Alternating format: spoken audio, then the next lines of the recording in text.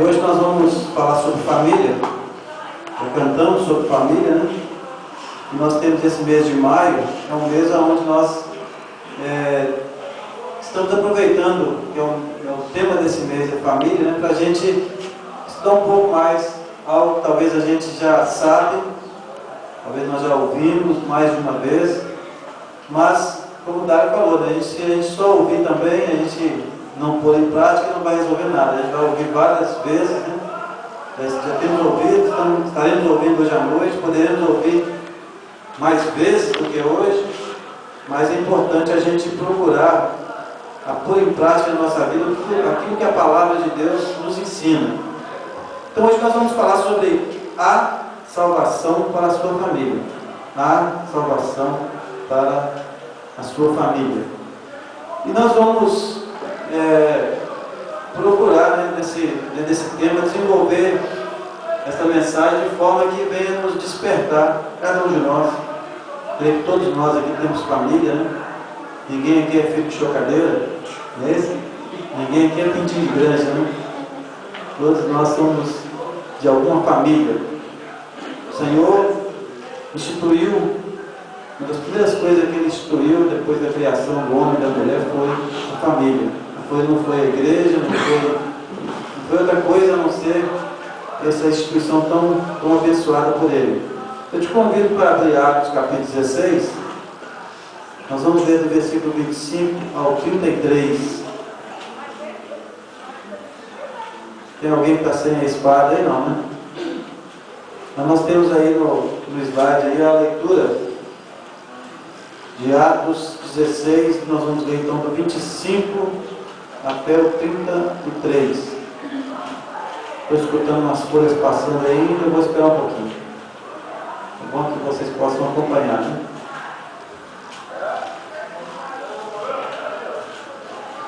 Atos 16, do 25 ao 33.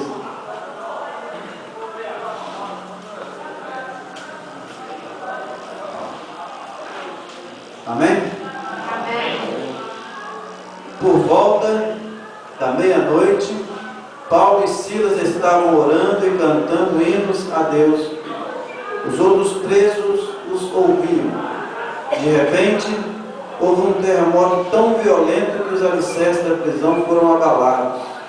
Imediatamente todas as portas se abriram e as correntes de todos se soltaram. O carcereiro acordou e, vendo abertas as portas da prisão, desembanhou sua espada para se matar, porque pensava que os presos tivessem fugido. Mas Paulo gritou: não faça isso, estamos todos aqui. O carcereiro pediu luz, entrou correndo e, trêmulo, prostrou-se diante de Paulo e Silas. Então levou-os para fora e perguntou: senhores, que devo fazer para ser salvo? Eles responderam: creia no Senhor Jesus e serão salvos você e os de sua casa. E pregaram a palavra de Deus a ele e a todos de sua casa. Naquela mesma hora da noite, o carcereiro lavou as feridas deles. Em seguida, ele e todos os seus foram batizados. Então os levou para sua casa, serviu-lhes uma refeição e com todos os de sua casa alegrou-se muito por haver crido em Deus. Amém? Amém. Uma cena que a gente pode perceber nessa leitura de um homem que estava a trabalho, sua família estava em casa, embora que a gente vê aqui, ele estava dormindo no trabalho, né? Às vezes acontece, né? Tem certos tipos de trabalho que o camarada consegue ainda tirar uma cochilada no trabalho, né? E ele estava dormindo, porque quando aconteceu o acidente, que era aquele terremoto, ele acordou. Foi isso que nós temos? Opa, acordou de repente. O homem estava trabalhando e ele acordou. Ele confiava bastante naquelas grades, né? E ele, como carcereiro, não precisava ficar acordado. As grades, as correntes, né, prendiam os presos e não tinham.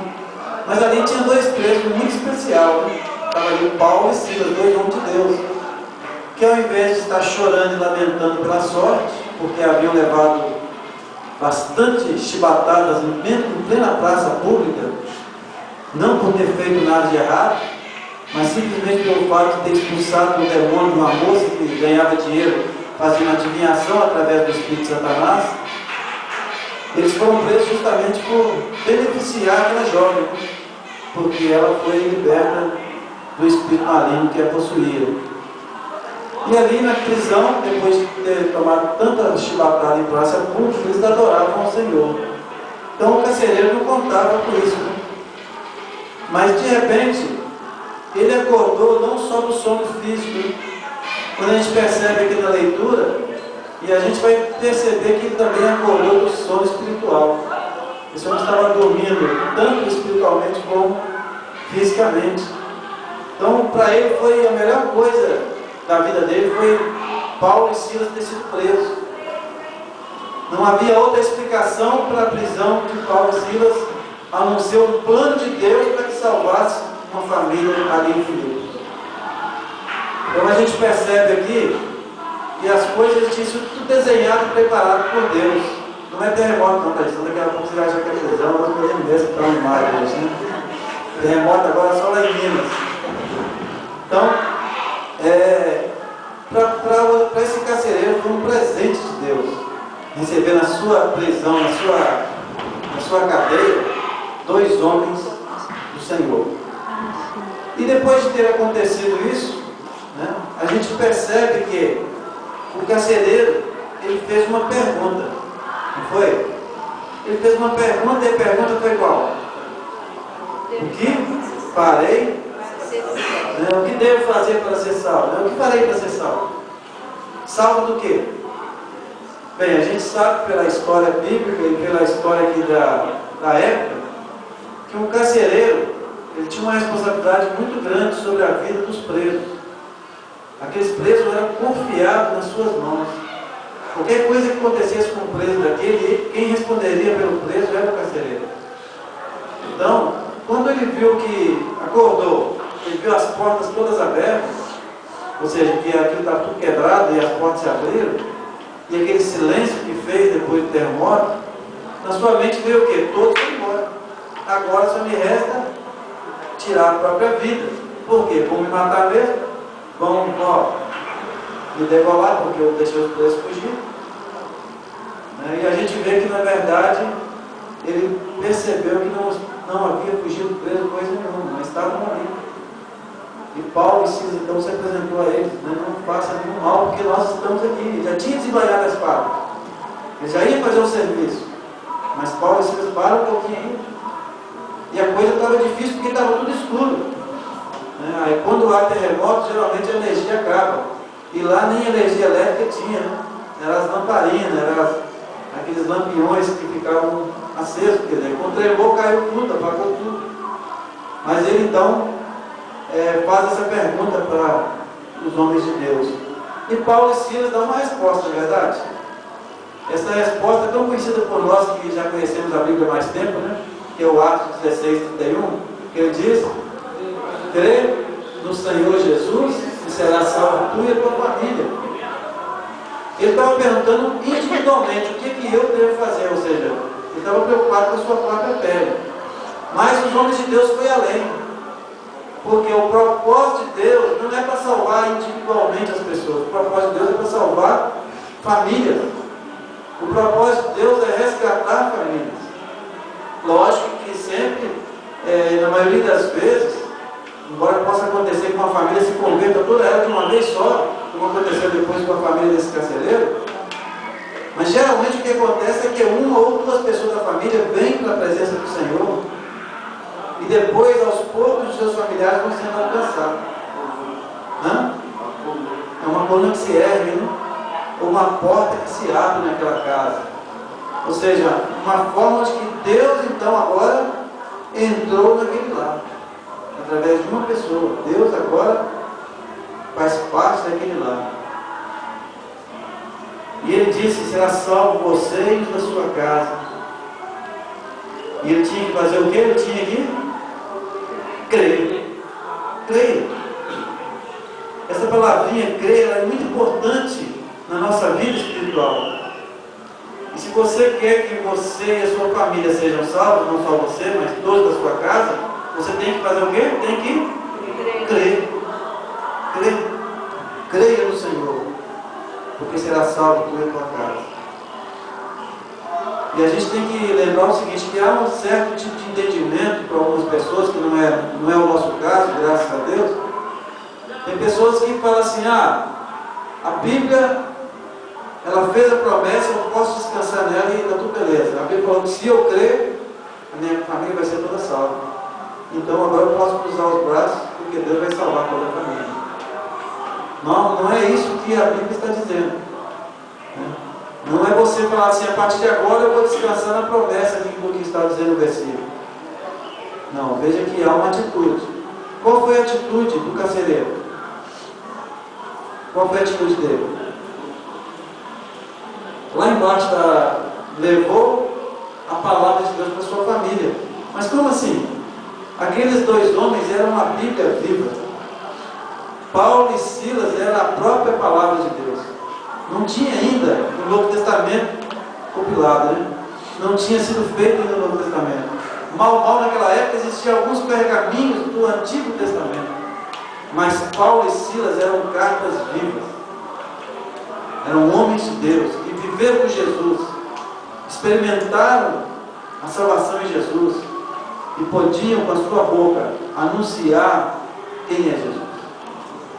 E hoje, qual deve ser a sua atitude? Levar a palavra de Deus para dentro da sua casa, para dentro da sua família. Leve o homem de Deus para sua casa. Leve a mulher de Deus para sua casa. Mas quem é que eu vou levar então? Quem é esse homem de Deus hoje? Quem é essa mulher de Deus hoje? Quem é? Vocês mesmos. O Felipe agora é o homem de Deus dentro da casa dele. O Flávio agora está acompanhando vocês, né? Agora já está no só, dois, né? Graças a Deus. Vocês são os homens de Deus dentro daquela casa. A irmã Delza é uma mulher de Deus agora dentro da família dela. Então, ou seja, nós agora vamos ter que testemunhar. Esse homem não teve dúvida. Vou levar esses dois homens de Deus lá para minha casa. Minha família precisa ouvir. Minha família precisa ser salva também. Então ele teve a atitude de levar aqueles dois homens para dentro da sua casa. E nós temos outras pessoas na Bíblia, eu só peguei três como exemplo, pessoas que também levaram a presença de Deus para dentro da sua família. Né? Passa para nós, Gabriel, né? São gêmeos até o Gabriel. Pessoas que levaram a presença de Deus para sua casa. Então nós temos ali o Eliseu, né? Lembra daquela história de Eliseu? Está lá em 2 Reis 4, versículo 8 a 10. Nós não vamos ler para ganhar tempo, mas era um casal rico, que não tinha filho, que recebeu um dia Eliseu na sua casa. Eliseu falou de Deus para ele, se alimentou ali, e toda vez que Eliseu passava naquela cidade, ele era um convidado de honra. Ele passava ali para se alimentar, para se descansar um pouco da viagem. E esta mulher, ela teve uma atitude muito interessante e muito importante. Ela falou para o marido dela assim: vamos fazer um quartinho para o homem de Deus, porque eu vejo que este homem é um santo homem de Deus. Ela percebeu que Eliseu era um homem de Deus, um representante legal de Deus. Então ela conversou com o marido e os dois tiveram então essa atitude. Fizeram sobre o muro da sua casa um quarto, e ali na Bíblia fala que foi colocada uma mesa, foi colocada uma cama, ou seja, foi preparado tudo para que o homem de Deus pudesse ter ali um conforto necessário, para que ele pudesse, enquanto estava ali, fazer o seu trabalho da leitura dos pergaminhos. Ou seja, esse casal levou a presença de Deus para dentro do seu lar. Como resultado disso, Eliseu orou a Deus, e essa mulher que não podia ter filho passou a ser mãe. Depois de um tempo, esse garoto já era um rapazinho, passou mal, começou a sentir muita dor de cabeça, estava ajudando o pai lá no campo, voltou para casa com muita dor de cabeça e veio a falecer. Esta mulher foi lá onde vivia Eliseu. Foi chamar o Eliseu para orar pelo seu filho.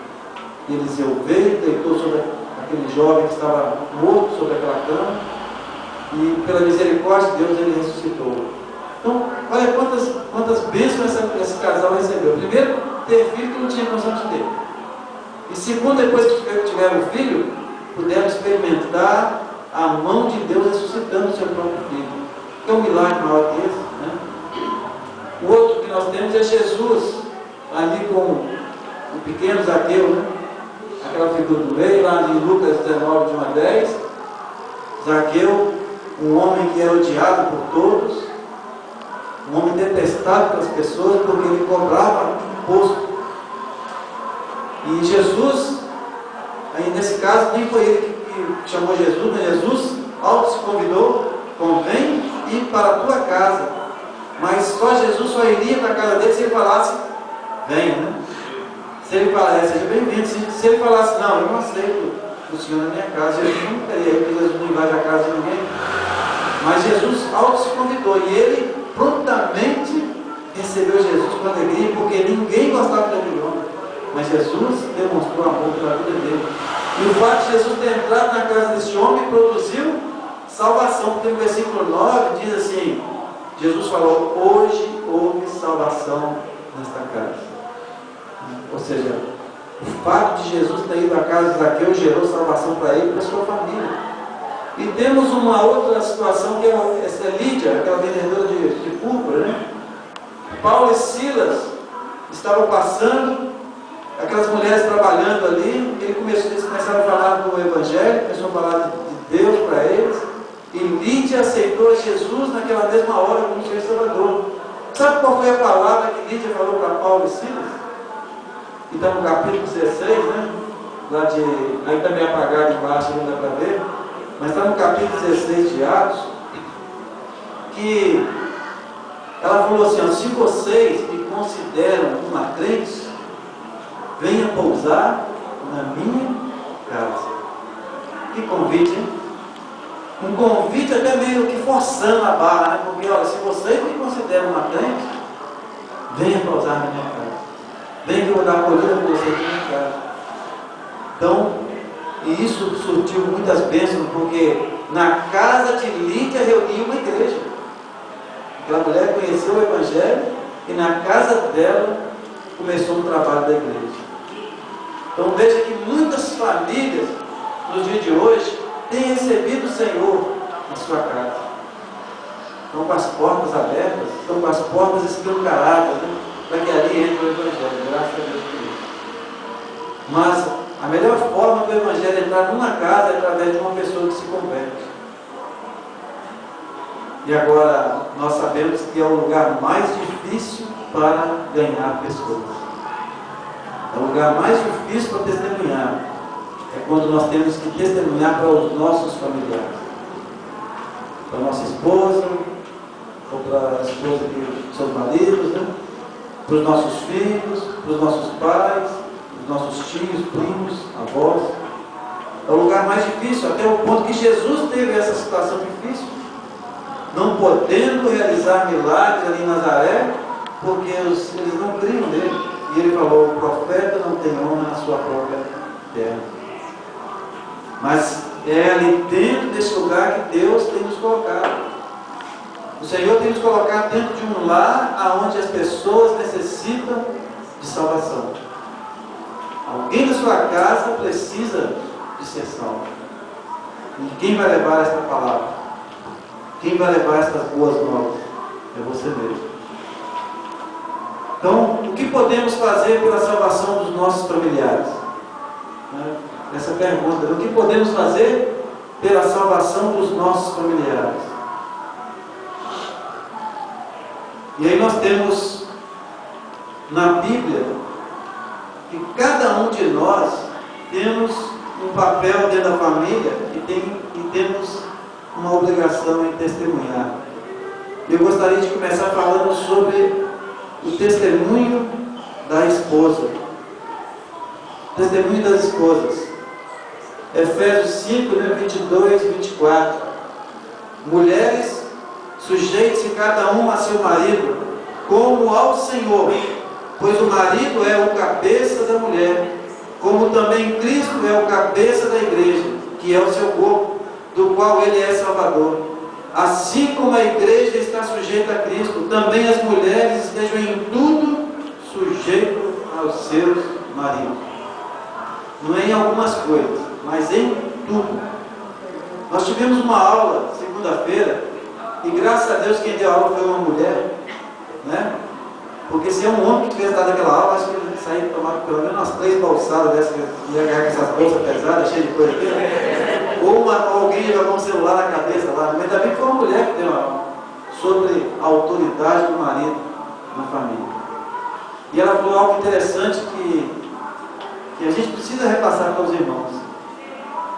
Mesmo que seu pai não seja, mesmo que o seu esposo, aliás, me perdoa, não seja um homem já convertido, não seja um homem de Deus, mas ele é uma autoridade instituída por Deus. Assim como o governante, né, é uma liderança instituída por Deus, né, como a Dilma está no poder, ela não está ali foi só porque nós votamos, mas a Bíblia diz que toda autoridade é constituída por Deus, e ela está lá porque Deus permitiu que ela alcançasse esse posto. Ou seja, o nosso papel como cristão é estar debaixo da autoridade dela, estar debaixo da autoridade do nosso governador, do nosso prefeito. Precisamos orar, como a Bíblia diz, orai por aqueles que estão sob autoridade, para que tenhamos vida, né, uma vida tranquila, sem perseguição. Então, o papel do cristão é obedecer às autoridades constituídas, porque a autoridade é princípio divino. Quem é que disse que o homem é o cabeça da mulher? Quem foi que disse isso? Quem foi que disse que o homem... Jesus falou isso. Jesus falou? Marido, o homem não, marido. Marido, né? O homem, marido, é a cabeça da mulher, da esposa. Quem foi que falou? Quem foi que falou isso? Paulo. Paulo, inspirado por Deus. Então, isso não é coisa da igreja. Isso não é coisa do homem. Isso é coisa de Deus. Agora, essa palavra sujeitar, subordinar, né? Isso traz, algumas mulheres chegam a arrepiar quando fala isso, né? Chega a arrepiar. Por quê? Porque não é fácil sujeitar-se ao marido. Não é fácil para nenhum ser humano sujeitar-se a outro. É por isso que no trabalho muitas pessoas batem boca com o patrão. Errado. Muitas pessoas no trânsito batem boca com o guarda, que é uma autoridade do trânsito. Errado. Muita gente bate boca com governadores, com prefeitos, com políticos, que seja qual for ele. Errado. Por quê? Porque são autoridades. Agora, dentro de casa, existe essa hierarquia. O homem é o cabeça da mulher. Ele deve ser o cabeça da mulher. E a mulher deve estar sujeita ao seu marido no Senhor. Não é isso? Então veja bem, embora não sendo fácil, mas as mulheres que conseguem administrar isso são abençoadas por Deus. Porque isso não é ser humilhado, isso não é ser humilhante, mas isso é ser obediente a Deus e a sua palavra. Então, lógico que existem várias situações onde o marido, principalmente quando ele não conhece a Deus, que às vezes ele coloca as suas esposas em situações, né, complicadas, mas ainda assim, a obediência, ela é algo que a gente já viu aqui, até o Roberto comentou há poucos dias atrás, que a obediência, ela é condicionada, né? Ou seja, ela é condicionada, mas a honra, essa aí é incondicional. E precisamos, né, aprender a questão da honra. E a esposa deve honrar o seu marido, né, no Senhor. Também nós temos em 1 João 3, versículo 1 e 2, que diz: do mesmo modo, mulheres, Sujeite-se cada um a seu marido, a fim de que, se ele não obedece à palavra, seja ganho sem palavras, pelo procedimento de sua mulher, observando a conduta honesta e respeitosa de vocês. Então, como é que um marido descrente vai ser alcançado por uma esposa crente? Segundo o texto de 1 João 3, 1 e 2, é quando ela vai ganhá-lo sem palavra, somente na sua maneira mansa de viver, na sua maneira sensata, ou seja, ela vai fazer aquilo que for necessário pela salvação do seu marido.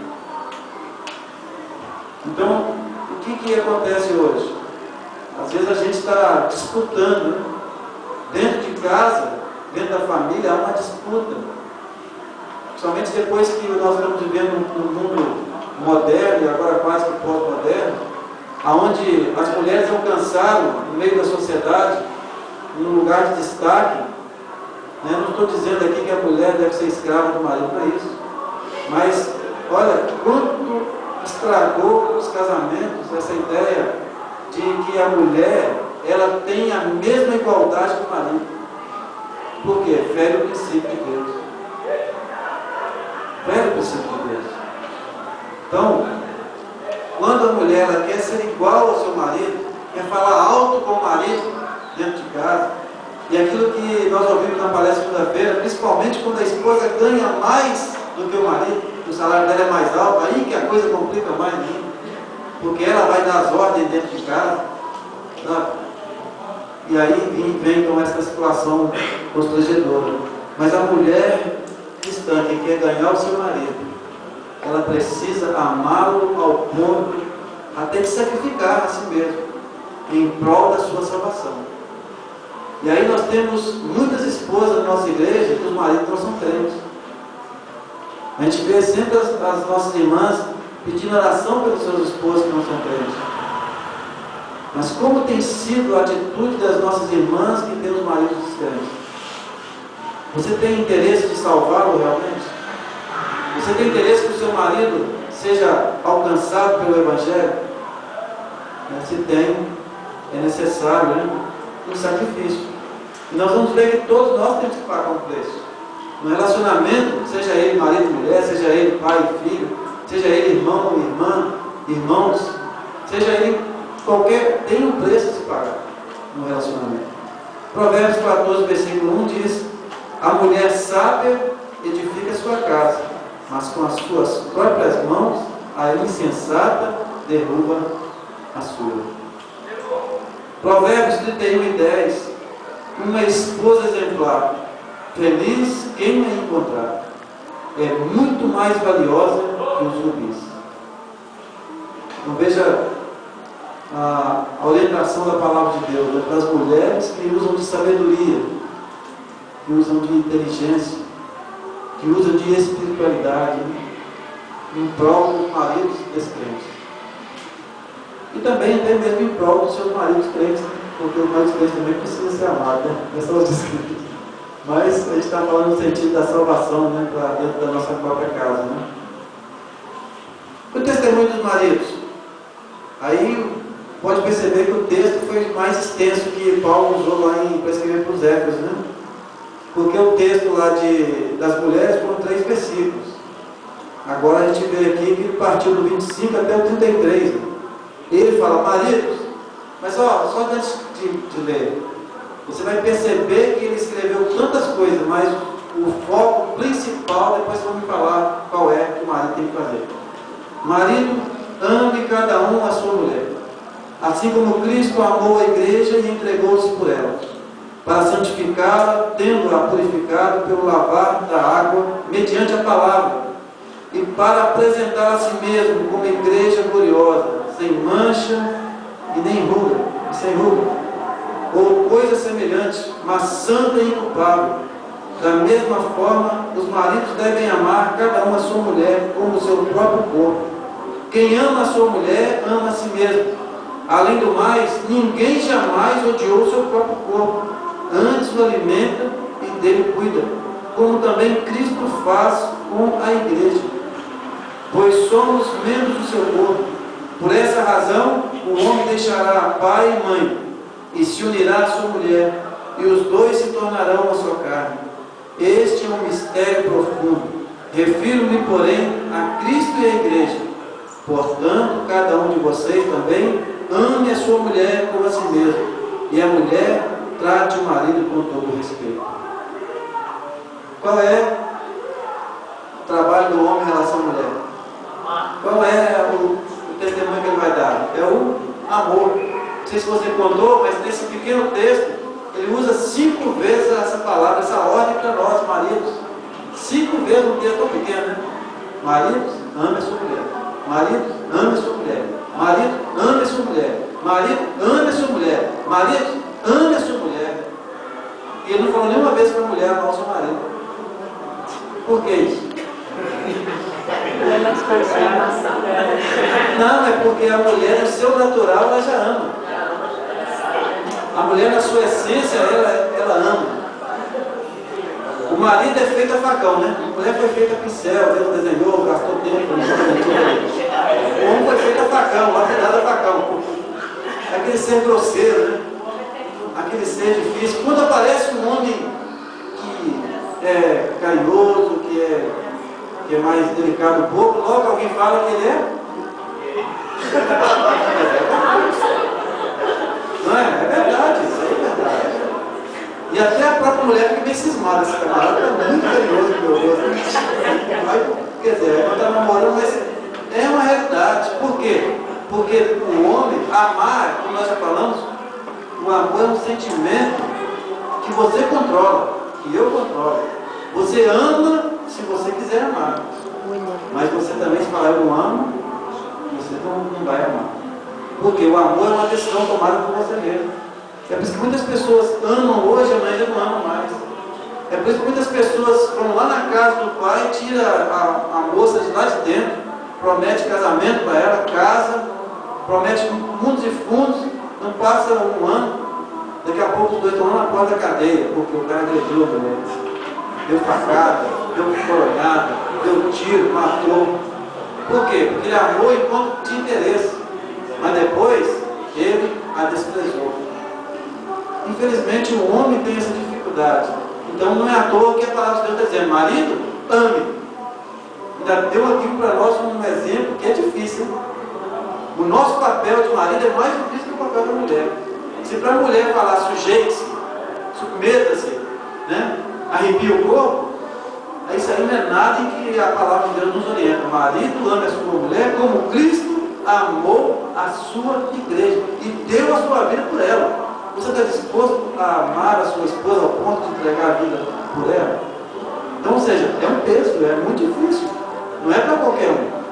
Não é verdade? Pelos filhos, às vezes, a gente tem entregue a nossa vida. Mas pela esposa, né? Então, ou seja, se lá no mundo as pessoas não estão preocupadas em trabalhar o casamento, aqui dentro da igreja não pode ser assim. Na família cristã não pode ser assim. Né? Quantos maridos querem ganhar a sua esposa para Jesus, mas não ganha a esposa nem para si mesmo? Às vezes a mulher mora com ele por obrigação, ou porque às vezes ela tem medo de tomar uma decisão de sair de casa, ou às vezes porque ela tem medo de enfrentar a vida agora, porque viveu tanto tempo com aquele camarada, né? Porque já não sabe mais como fazer para viver sozinho. Aí ele prefere muitas vezes ser maltratado e viver com a pessoa. Mas, na verdade, para que o marido alcance a sua esposa para Cristo, para que ele tenha a sua família na presença de Jesus, ele vai ter que aprender a amar como Cristo amou e se entregou pela sua noiva da igreja. E ele fala que precisamos amar a nossa esposa como a nós mesmos, porque ninguém maltrata a si mesmo, ele falou aqui, né? Mas antes a nutre, né? Antes a alimenta a nossa carne, assim, nós estamos preocupados com o nosso eu. Então precisamos amar as nossas esposas. E aí os que estão solteiros falam assim: ainda bem que eu não tenho esposa, mas vai ter. Aguenta lá que vai chegar a sua vez. Você pode até cantar: eu sei que chegará, né? Vai chegar a sua vez. Você vai ter que aprender a amar a sua esposa. E os que estão namorando, né, Felipe? Já vai sabendo que você precisa amar. A Tainá, não sei se vocês estão longe do casamento ainda, mas precisa aprender a amar agora para você amar para a vida inteira. Né? E aí a gente, diante daquele momento maravilhoso do casamento, a gente abre a boca e fala: eu prometo amar, respeitar, até que a morte separe. A vida é uma mentira terrível, né? Basta passar o primeiro ano da lua de mel que a coisa começa a mudar de figura. Aí ele quer adiantar o processo, porque falar que a morte separa, ele quer matar. Então, mas não é por aí, né? Não é por aí. Então, precisamos aprender, né, a amar as nossas esposas. E lá em 1 Pedro 3:7 fala: olha, do mesmo modo vocês, maridos, sejam sábios no convívio com suas mulheres e tratem-nas com honra, como parte mais frágil e coerdeiras do dom da graça da vida, de forma que não sejam interrompidas as suas orações.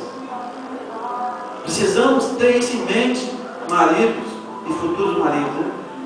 A mulher, ela precisa ser tratada com carinho, né? com amor, com dedicação, né? E uma coisa assim, que a mulher, ela é uma via de mão dupla. Desculpa as mulheres aqui, não falo que vocês estão entendendo. Mas olha, dá e recebe. A mulher é assim, você dá e você recebe. Agora, dar à mulher tratamento mal, que você vai receber o quê? Mal fundamento. Greve daquele negócio. Não é isso? Aí o camarada reclama: a mulher lá em casa dorme de calça jeans. Lógico, ela não está atacando a mulher. Aí chega na hora do sexo, ele vai querer fazer sexo com a mulher que contratou o dia inteiro. Né? Eu estou aprendendo isso há muito tempo, graças a Deus. Vou fazer 21 anos de casado agora, né? 21 anos. Vivendo e aprendendo. Né?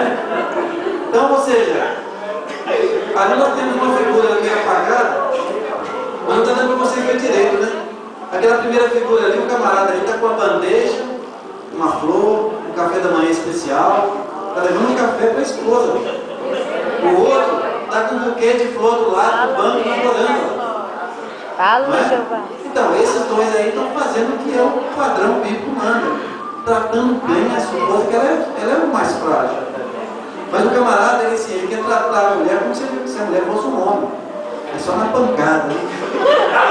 É na borrachada. Não tem como. Não tem como. Então, ou seja, aí isso vai refletir aonde? Se o camarada é crente, ele é um cristão, um homem de Deus, um homem de oração, um homem de ação na obra de Deus, um homem de pregação, um homem que age, sabe? Mas às vezes a esposa não é crente ainda. Ele não vai ganhar ela nunca para o Senhor, mesmo ele sendo um homem de Deus. Por que essa mulher vai querer saber de Deus? O cara que observa a Deus a trata tão mal. Não é verdade? Vocês vão ver aí, gente. Manda pra gente aqui também. Mas ela é pouco calor aqui.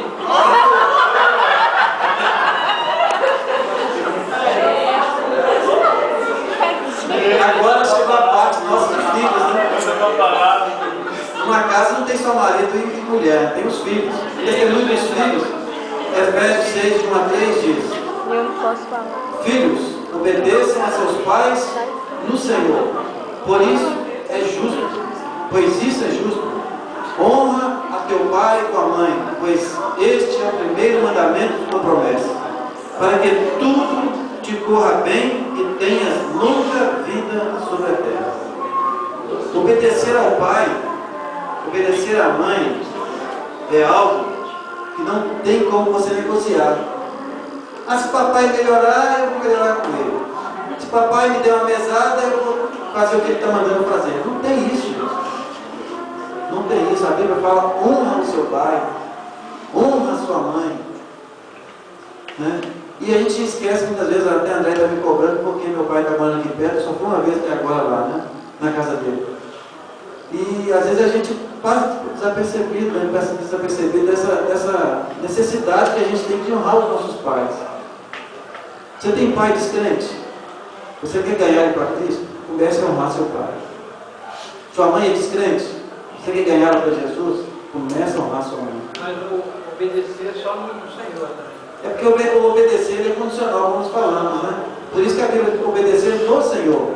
Porque se o seu pai falar igual fez com o Alessandro, que a gente conhece na Rua 4 Goiabeiras, quando ele tinha por volta de 10, 12 anos, quando ele se converteu, os pais dele ofereciam bicicleta novinha para ele, só para ele na festa dançar, para poder confrontar, porque ele era crente. O pai dele e a mãe dele ofereceram muitos e fundos a ele para ele abandonar a igreja. Mas ele não obedecia aos seus pais, porque não era do Senhor. Mas não deixava de honrar o pai e a mãe dele. Então, assim, tem coisas que o pai ou a mãe vai fazer para a gente, que eles não são crentes, e não condiz com a fé que a gente professa agora. Mas nem por isso te dá motivo de desonrar o seu pai e a sua mãe. Se o seu pai ele é um embriagado, se o seu pai usa droga, se o seu pai é um perdido na vida, você tem que honrar ele também. Ele é uma autoridade sobre a sua vida. É uma autoridade constituída por Deus sobre a sua vida, seu pai e a sua mãe. E quando os filhos hoje não honram mais o pai e a mãe, até dentro da igreja, infelizmente, mas esquece que existe uma promessa, porque a Bíblia diz que é o primeiro mandamento com promessa. E qual é a promessa? Viver dias longos sobre a terra. Precisamos aprender a honrar o papai e a mamãe. Mesmo que a gente já casou, já não vive mais com o papai e a mamãe, eles precisam ser honrados por nós, filhos. E o jovem, né? A gente fala de filhos, geralmente os filhos que estão na dependência do pai são jovens, né? Dificilmente tem um filho que já está com mais de 25 anos, 28, 30, que está na presença do pai e da mãe ainda. Então, tem um texto para os jovens, né, de 2 Timóteo 2,22, fala: fuja dos desejos benditos? Malignos. Não, malignos. Fuja dos desejos malignos da juventude. Aqui eu vou ler lá porque está meio esquisito esse negócio. Aí siga, né? Siga a justiça, a fé, o amor e a paz com aqueles que de coração puro invocam ao Senhor. É isso, 2 Timóteo 2, 22. Essa figura também embaçada porque o cara está correndo dele, está fugindo. Né? Fugir da aparência do mal, diz a palavra de Deus. Resistir ao diabo, ele fugirá de vós, mas do mal você tem que correr. Corre além, cara. Você viu que tem uma ação de perigo, jovem? Foge. E dentro de casa, como eu falei, é um dos lugares mais difíceis de testemunhar.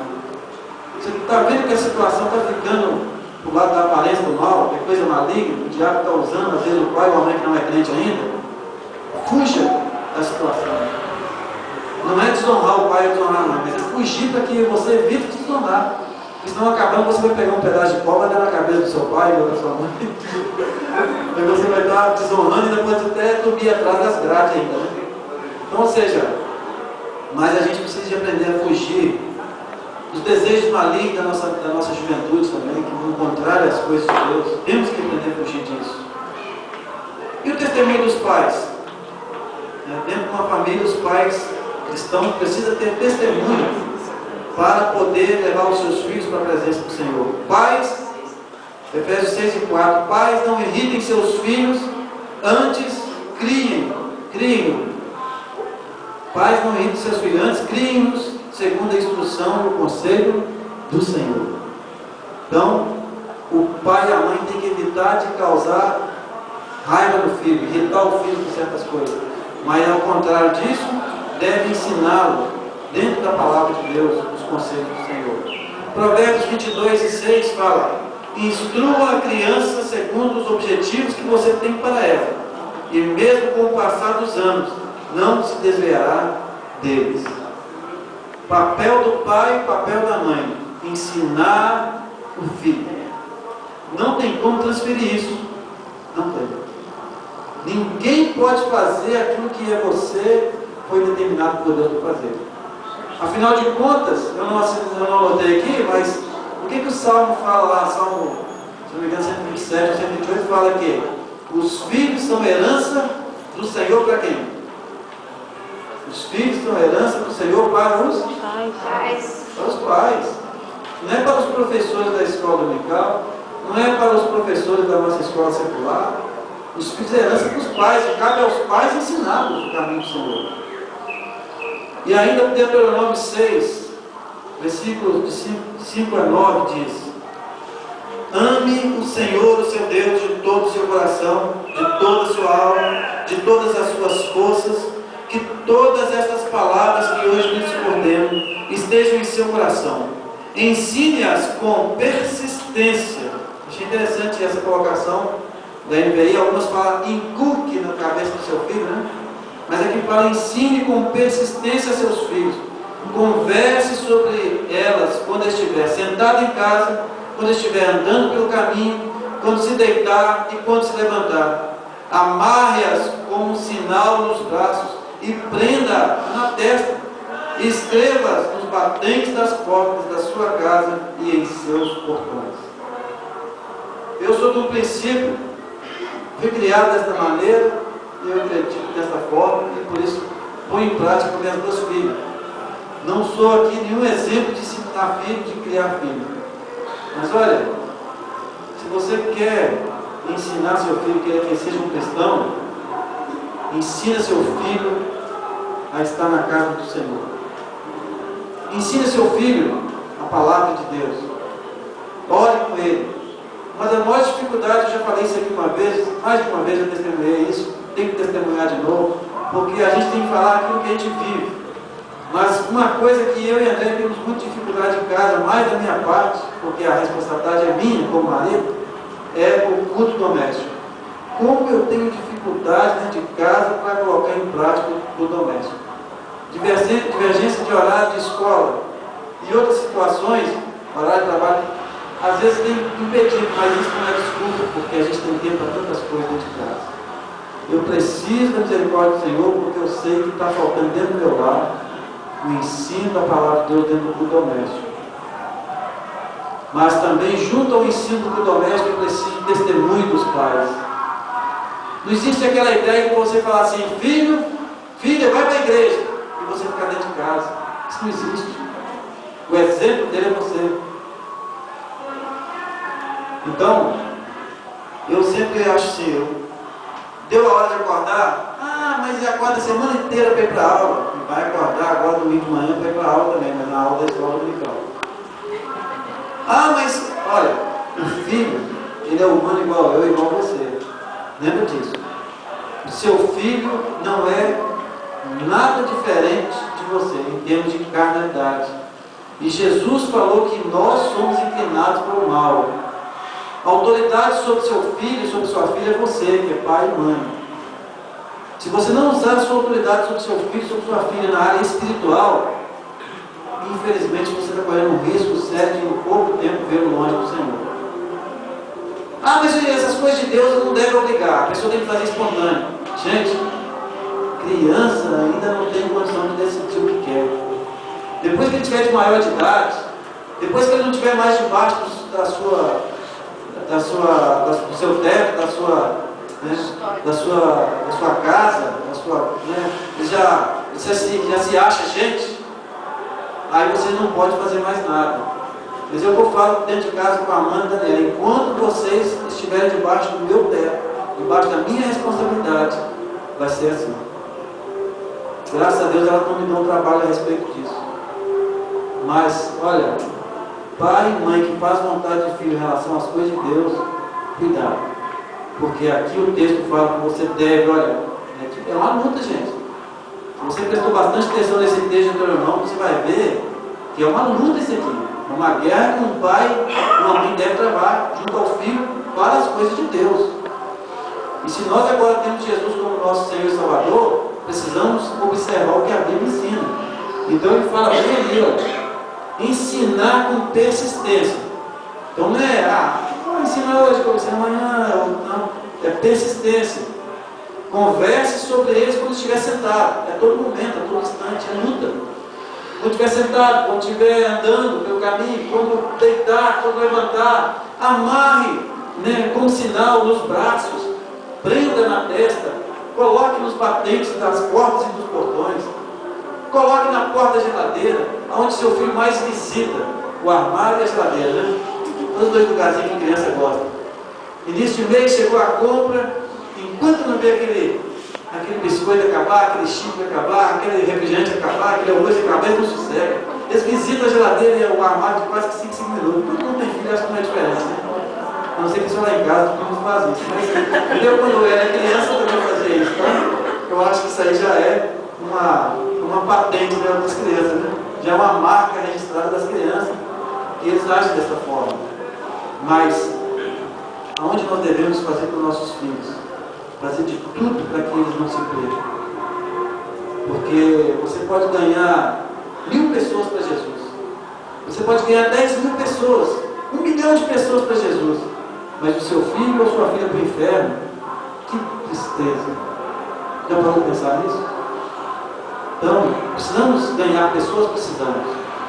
Mas não podemos abrir mão dos nossos filhos. Nossos filhos é prioridade. E para encerrar, 1 Timóteo 5:8 fala: se alguém não cuida de seus parentes, e especialmente dos de sua própria família, fez o quê? Negou a fé e é pior do que um descrente. Pensou? Negou a fé e pior do que um descrente. Então, a partir de hoje, se você não tinha essa consciência, você tem hoje. Os da sua casa é responsabilidade sua. Ah, mas eu sou filho. Ah, eu só tenho 10 anos, eu só tenho 5. Você já tem Jesus. Você tem que amar os seus para querer alcançá-los para Cristo. Não deseje que lá no céu vai ficar faltando seu pai lá. Não deseje que lá no céu fique faltando seu filho lá, sua mãe, seu irmão, seu primo, seu avô, ou seja, as pessoas mais próximas da sua casa. Sabe? Graças a Deus eu falo isso não com orgulho, mas falo com alegria. Eu tenho 6 irmãos, nós somos 7 filhos. Graças a Deus, estão todos na presença do Senhor. Graças a Deus. As suas esposas, os seus filhos, a não ser o menino do Cisco, que foi um filho que ele teve fora do casamento, que não está, já é um rapazinho, não está na igreja. Mas os demais, graças a Deus, estão todos na presença do Senhor. Mas mesmo assim, eu tenho alguém, parente meu, como tios, como primos, que não tem uma decisão tomada ao lado de Jesus. Embora conheça. Porque a nossa família já há algum tempo que ela vem passando, de geração em geração, vem passando o Evangelho. Eu conheci minha bisavó, morreu com mais de 100 anos, ela era uma serva de Deus. Meu bisavô que eu não conhecia, mas ouvia testemunho, era um servo de Deus. Meus quatro-avós que já foram para o Senhor, eram servos de Deus. Os meus pais e minha mãe já partiram para o Senhor, e meu pai que está com 77 anos são servos de Deus. Então, graças a Deus que eu vi uma geração de famílias que está passando o Evangelho de pai para filho. Como outros aqui têm também essa geração. Mas você que aceitou Jesus agora recentemente, infelizmente você não teve essa mesma oportunidade de ter vindo de uma linhagem de pessoas que serviram o Senhor. Mas você pode começar a partir de hoje na sua vida. A sua geração da agora para frente pode ser uma geração abençoada. Se você começar a valorizar a sua família. Se você agora falar assim, não, eu não abro mão do Senhor. Você pode fazer essa oração para Deus. Pode, Deus te permite.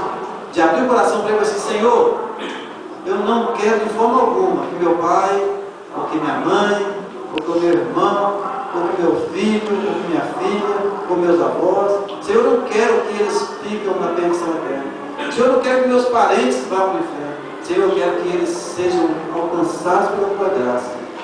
Comece a buscar isso. Faça alguma coisa, porque você precisa abrir mão de algumas coisas na sua vida, para testemunhar dentro da sua casa. Porque se seu pai, sua mãe, seu irmão, seu parente não vê diferença em você, e você confessa Jesus, mas ele não vê diferença na sua vida, você não vai conseguir ganhar com Cristo. Porque a sua pregação dentro de casa não é com palavras. Pregação dentro de casa é com atitudes, é com testemunho. Escreva isso no seu coração, na sua mente, para que você lembre sempre disso. Não adianta você ficar falando de Deus para a sua família. Eles precisam desejar o Deus que você serve através do testemunho que você dá. E vai fazer toda a diferença na vida dele. Porque por mais que eles te persigam, por mais que eles te criticam, mas eles estão de olho em você. Eles estão observando você a todo instante. E quando você erra, vai jogar pedra. Quando você acerta, eles não falam nada, mas no coração deles fica a mensagem gravada. E eles começam a ser amadurecidos por Deus, para ser alcançados por Deus. Que o Senhor possa salvar os nossos familiares, mas que nós também cedamos a Deus a partir de hoje. Senhor, aqui estou, eu quero ser uma ferramenta nas tuas mãos para salvar a minha família. Que o Senhor nos abençoe em nome de Jesus. Amém? Se você está necessitando de uma oração especial para a sua família, se você precisa que Deus age na sua família, na sua esposa, no seu marido, no seu filho, na sua mãe. Hoje não é domingo, a gente sempre faz essa oração de domingo, né? Mas eu gostaria de convidar você para vir aqui à frente, em nome de Jesus, para que você se coloque na brecha da sua família. Tem alguém na sua família que você gostaria que fosse salvo? Tem alguma coisa que precisa ser mudada na sua família? Tem um irmão seu, que às vezes você não vê há tanto tempo, mas que você sabe que ele precisa de Jesus? Se decida agora, coloque na brecha, se coloque no lugar dessa pessoa que não está aqui. Coloque o seu pensamento dessa pessoa agora. E coloque essa pessoa agora na mão de Deus. Vamos falar com o nosso Deus. Pai, nós te agradecemos pela tua palavra. Te agradecemos, a Deus, pela forma tão preciosa como o Senhor tem nos amado. Uma maneira tão especial, a Deus, que o Senhor abriu mão do teu Filho, para que as nossas vidas fossem alcançadas por ti.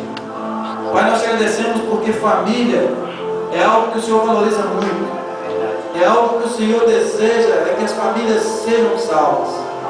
Pai amado, nós sabemos que a família é a base da sociedade. Sabemos que a família é a base da igreja.